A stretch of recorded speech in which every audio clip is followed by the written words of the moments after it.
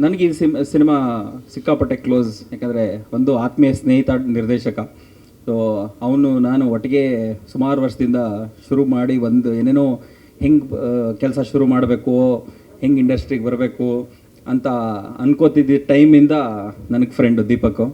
So ಅವನು ಈ ಕತೆ ಹೇಳಿದಾಗ ಸಿಕ್ಕಾಪಟ್ಟೆ ಖುಷಿ ಆಯಿತು. ಒಂದು 35-40 ಡೇಸ್ ಐ ಥಿಂಕ್ ಶೂಟ್ ಮಾಡಿದ್ದು ನಾವು. ಇಲ್ಲ 55 about 55 days. So complete laugh right ಅಂತ ಯಾಕೆ ಅದಕ್ಕೆ ಇವರು ಇಲ್ಲೇ ಕೂತ್ಕೊಂಡಿದ್ದಾರೆ ಎಲ್ಲರೂ. ಸಿಕ್ಕಾಪಟ್ಟೆ ಒಂದು ನಮಗೆ ಸಿಕ್ಕಾಪಟ್ಟೆ ಕಷ್ಟ ಏನು ಅಂತಂದರೆ ಈ ಮುಂದ್ಗಡೆ ಈ ಥರ ಕಾಮಿಡಿ ಟೈಮಿಂಗ್ ಇದ್ದಾಗ ಕ್ಯಾಮ್ರಾ ಗಟ್ಟಿಗೆ ಇಟ್ಕೊಳ್ಳೋದು. ಸೊ ಯಾಕಂದರೆ ಅಷ್ಟು ನಾನು ಎಂಜಾಯ್ ಮಾಡಿದ್ದೀನಿ ಎಂಟೈರ್ ಪ್ರಾಸೆಸ್ನ. ಬಟ್ ಸಿನಿಮಾ ಮೊನ್ನೆ ಫೈನಲ್ ಅಪ್ಲೋಡ್ ಹೋಗೋಕ್ಕಿಂತ ಮುಂಚೆ ನೋಡಿದ್ವಿ. It's come out beautiful. We are very proud of this film. So 14th release ಆಗ್ತಿದೆ. ಅಗೇನ್ ನಾವು ಪ್ರತಿ ಸಿನಿಮಾದವ್ರೂ ಥ್ರೂ ಮೀಡಿಯಾ ನಾವು ಎಲ್ರಿಗೂ ಏನು ಕೇಳ್ಕೊಳ್ಳೋದು ಅಂದರೆ ದಯವಿಟ್ಟು ಥಿಯೇಟ್ರಿಗೆ ಹೋಗಿ ಸಿನಿಮಾ ನೋಡಿ ಅಂತ.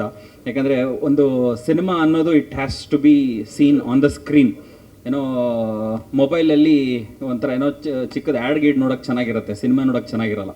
ಎಷ್ಟೇ ದೊಡ್ಡ ಫೋನ್ ಇರಲಿ, ಎಷ್ಟೇ ದೊಡ್ಡ ಟ್ಯಾಬ್ಲೆಟ್ ಇರಲಿ, ಲ್ಯಾಪ್ಟಾಪ್ ಇರಲಿ, ಟಿ ವಿ ಇರಲಿ, ಬಟ್ ಸಿನಿಮಾ ಅನ್ನೋದು ಥಿಯೇಟ್ರಲ್ಲಿ ನೋಡಬೇಕು. ಯಾಕಂದರೆ ಅದಕ್ಕೊಂದು ಎಕ್ಸ್ಪೀರಿಯೆನ್ಸ್ ಇದೆ. ಅದಕ್ಕೋಸ್ಕರ ಅದು ಸಿನಿಮಾ ಅಂತ ಹೇಳ್ತೀವಿ. ಸೊ ದಯವಿಟ್ಟು ಎಲ್ಲ ಕನ್ನಡ ಸಿನಿಮಾಗಳು ದಯವಿಟ್ಟು ಥಿಯೇಟ್ರಿಗೆ ಹೋಗಿ ಸಿನಿಮಾ ನೋಡಿ.